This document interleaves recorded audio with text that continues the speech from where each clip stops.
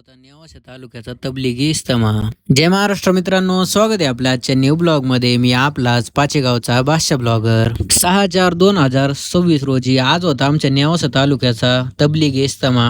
मी पार दुपारी पोहोचलो होतो. हे तुम्ही बघू शकता, कारवाडी गँग बसेलच होती. कारवाडीवाल्यांनी घेतली होती पाण्याची सबील, म्हणजेच येणारे पाहुणे रावळे जेवढे पण पब्लिक येणार त्यांना पाणी आणि थंडगार पेय वाटप करणे, ते पण फ्री मध्ये, आणि परत नाश्ता. दुपारी ऊन असल्यामुळे एवढी पब्लिक नव्हती, थोडीफारच पब्लिक होती. हे तुम्ही बघू शकता आलेली पब्लिक. चला तर भावानो, तुम्हाला आता बाजार दाखवितो.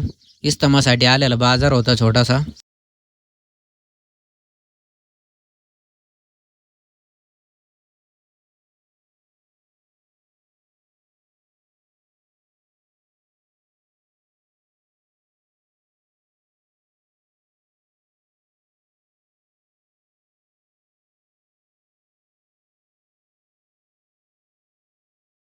ह्यो आमचा भाऊबंद ताहीर भाई, फोटोग्राफर आहे भाई.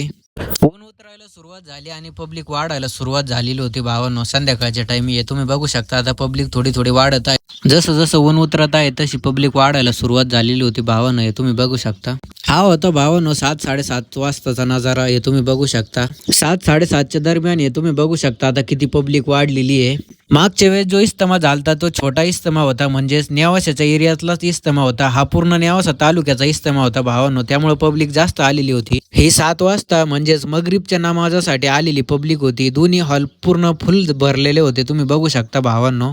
मगरिबची नमाज झाल्यानंतर बयान झाला आणि त्यानंतर दुआ पूर्ण झाल्यानंतर पब्लिक आपापल्या घरी जाणार होती. हे तुम्ही बघू शकता, पब्लिक बसलेली आहे. मौलाना समोर बयान करीत होते. बाहेर पण आणि मध्ये पण बरीचशी पब्लिक बसलेली होती. हे तुम्ही बघू शकता.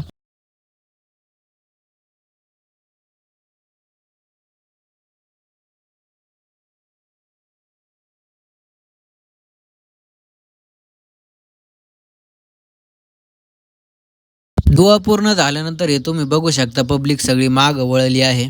धन्यवाद भावांनो.